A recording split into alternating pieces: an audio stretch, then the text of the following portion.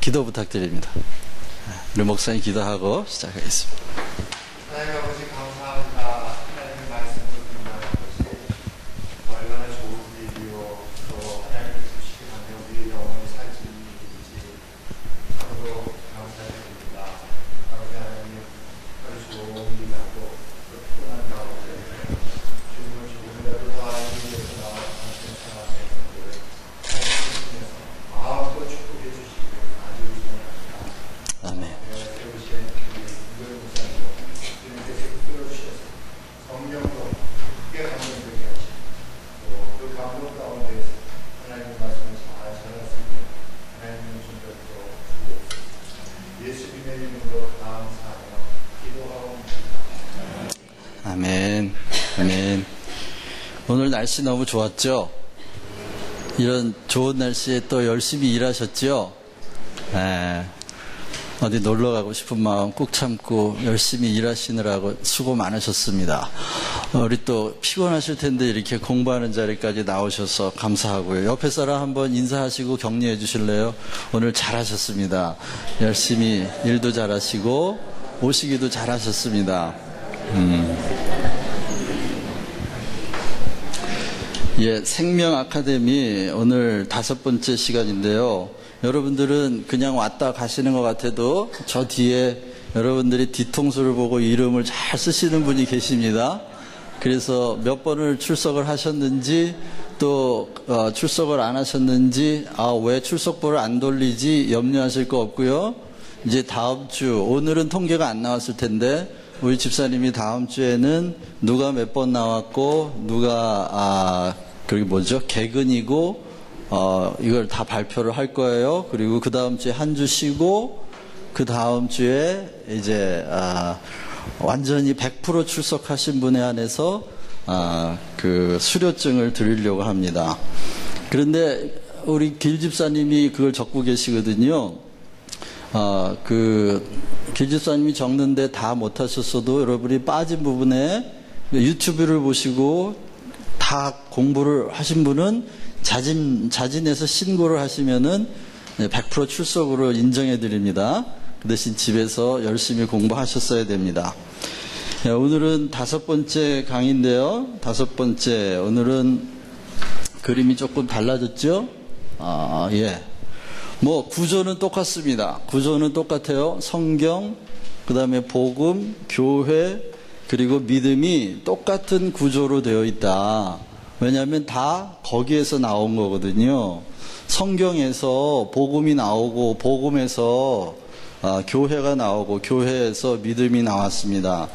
그래서 똑같은 구조를 가지고 있는데 옛 언약과 새 언약 그것이 두 개의 커다란 기둥이라고 그랬죠. 그리고 이 두 개의 기둥을 가로 관통하는 두 개의 사상이 있다고 그랬는데 하나는 메시아 사상 그리고 또 하나는 천국 사상이에요. 제가 일부러 많이 지웠어요. 왜냐하면 이미 여러분들 이제 4번 이상 강의를 들었기 때문에 머릿속에 그 구조가 다 있어야 되거든요. 그래서 이렇게 메시아 사상이니 천국 사상이니 이거 다 지웠어요. 자, 그래서 오늘은 교회가 뭐냐, 교회에 대해서 하려고 합니다. 우선 이 교회는요, 교회가 지금 이야기되게 된 과정을 먼저 말씀드리면 성경에 대해서 우리가 처음에 했죠. 성경이 뭐냐, 성경은 생명의 원천이라면 성경 안에서 복음이 나왔는데 그 복음은 생명 자체라고 말할 수 있고 교회는 그 복음이 성육신한 겁니다. 누구에게? 신자들에게, 성도들에게, 우리에게 그 생명 대신 예수 그리스도가 우리 안에 들어오셔서 그분이 그분이 생명이신 그리스도가 우리와 일치가 된 거죠. 그러니까 교회는 어떻게 탄생된 거냐? 이 복음이 성육신한 것이다. 이렇게 생각하시면 됩니다. 그것이 생명의 육화가 된 거고 교회는 그래서 생명의 유기차가 되었다는 거죠. 그러면 다음 주에 할 믿음은 뭐냐? 이렇게 복음이 성육신한 교회가 어떻게 살아야 되는가? 그 삶의 원리를 보여주는 게 믿음이다. 이겁니다. 믿음으로 사는 거죠. 자, 다시 성경이 생명의 원천이라는 말은 성경 안에 있는 계시, 그 계시가 바로 하나님을 나타낸다고 하는 겁니다. 하나님은 계시 위에, 왜 계시 위에라는 말은 계시를 주시는 분이지요. 그래서 계시보다 크신 분입니다. 그래서 계시 위에 계시다. 또 계시 안에 있다. 왜? 주님은 보이지 않는 분이에요. 하나님은 보이지 않는 분이에요. 하나님은 영이세요. 영은 보이지 않잖아요. 그렇죠? 그분은 또 생명이세요. 생명도 보이지 않는 거예요.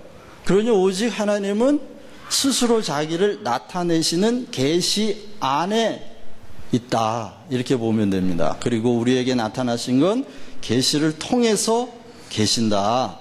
바로 그게 성경 안에 있는 계시가 생명의 원천이라고 말씀드린 이유입니다. 두 번째, 복음. 우리가 복음 그러는데 그 복음은 생명 자체인데 그 말은 아들이 바로 하나님의 계시로 이 땅에 오셨고 하나님 아들 예수 그리스도는 아버지의 계시. 그래서 예수님이 뭐라 하냐면 나를 본 자는 누구를 본 자다? 아버지를 본 자다. 그래서 신학적으로 아들은 아버지의 계시다. 이렇게 말하면서 예수 그리스도를 보고 우리는 살아계신 하나님을 만날 수가 있었어요. 자, 이게 기독교에서 가장 신비롭고도 가장 중요한 얘기인데요.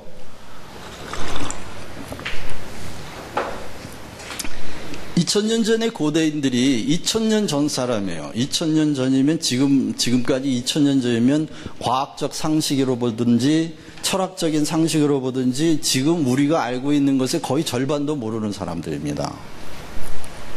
지식이 확대되는 양이 2년마다 2배로 증가한대요. 여러분, 지식의 양이 2년마다 2배로 증가한대요. 그 생각의 속도라는 게, 생각의 확대라는 게 얼마나 큰지. 그런데 2000년 동안 지식이 늘어났다고 한번 생각해 보십시오. 그들이 가지고 있는 지식은 지금 우리가 현대인들이 누리고 있는 지식의 100만 분의 1도 안 되는지 몰라요. 어쩌면.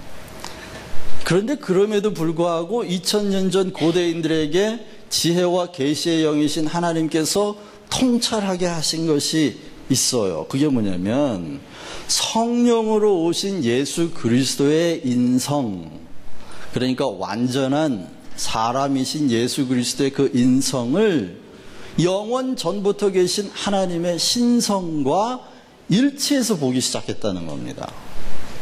놀라운 거예요, 이거는.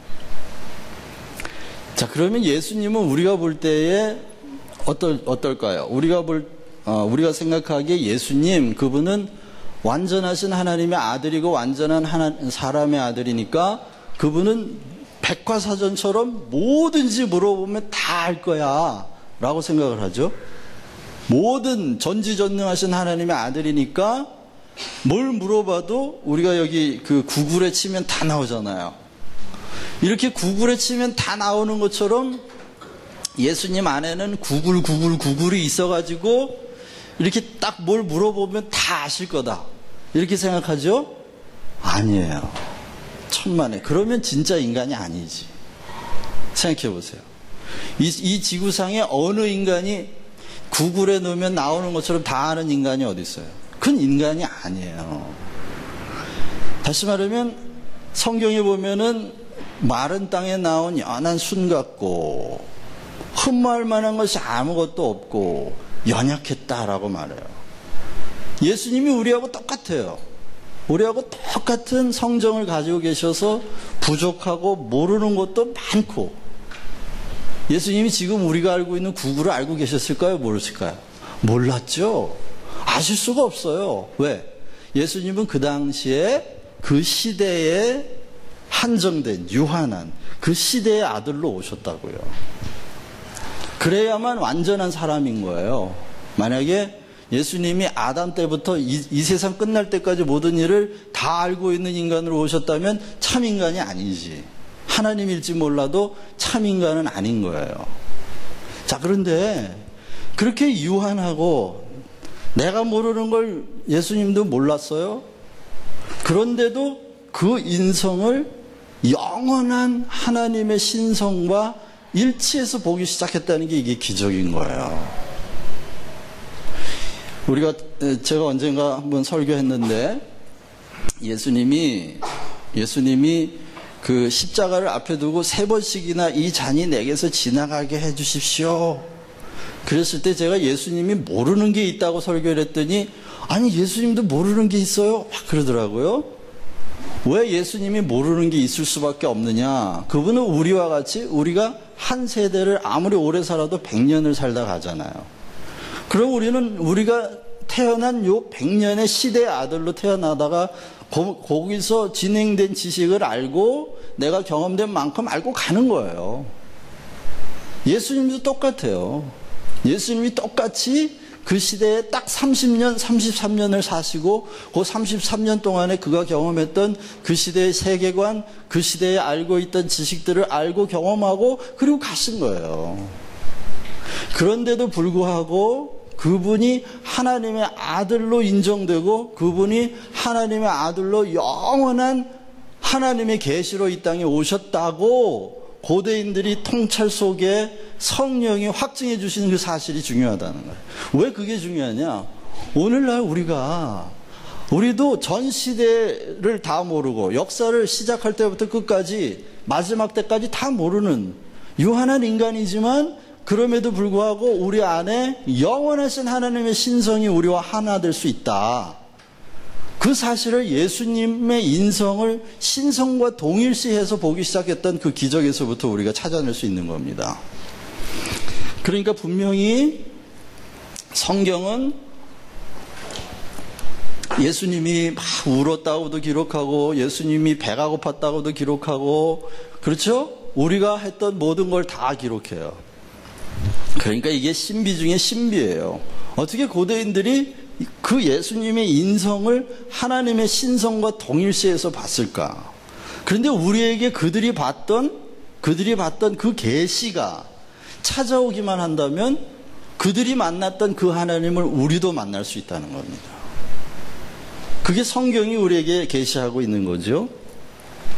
성경은 그래서 예수 그리스도를 시대의 아들로 얘기해요. 그리고 그 성경은 우리에게 역사적인 것을 기록해 주었지만 역사를 기록해 주려고 역사적인 사실을 전달해 주려고 우리에게 기록해 준 게 아니라 그것은 분명히 역사적인 한계를 가지고 기록되었지만 그 안에 신학적인 내용을 가지고 영적인 내용을 우리에게 전달해 주기 위해 성경은 사실을 전하는 책이 아니라 진리를 전하는 책으로 우리에게 주어졌다. 말하자면 이 성경은 하나님에게서 온 문자예요. 문자. 여러분들 문자 보내는 거 되게 좋아하시죠? 네. 그런데 제가 문자를 보내면 반가워하시겠죠? 근데 하나님이 보내신 문자는 제가 보낸 문자보다 더 반가워하셔야 되거든요. 그러니까 문자를 이렇게 전화기에다 넣어놓고 다니는 분들도 있더라고요. 하나님의 성경을. 그게 너무 좋잖아요. 순간순간 찾아서 보시고.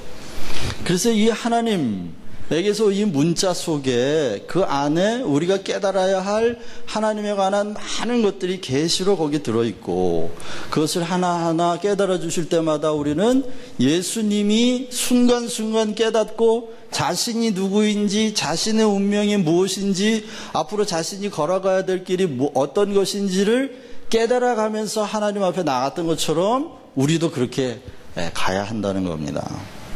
그래서 복음은 그 아들의 계시이고 교회는 바로 그 복음이 성육신 된 것처럼 그 생명이 우리에게 성육신 된 것처럼 우리가 교회인데요.